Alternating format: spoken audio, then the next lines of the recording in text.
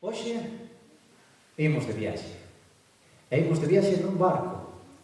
E non un barco calquera, un barco coa proa de Carballo. Ai, non vai que un día marchou, foise embora e xa voltou.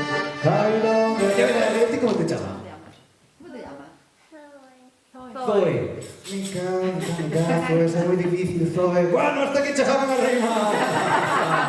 No, espera, Zoe, vou intentar, Pola ponte de Zoe, non vayas descalzo porque doe.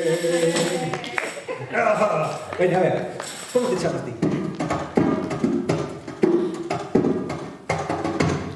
Isto pasou un día que iba un neno á fonte, co caldeiro na cabeza, e cando chegou á fonte, estaba seca. Coi, mariñeiro, coi os peixiños do mar. Quen che ensinou a nadar foi os peixiños do mar. Enténdese? Pois é portugués do Brasil. Isto é algo mágico, algo incrível, algo capaz de facer chorar a unha vaca. Isto é algo que nunca vichetes na vida. Isto é unha flauta. Espera. Para unha flauta máxica.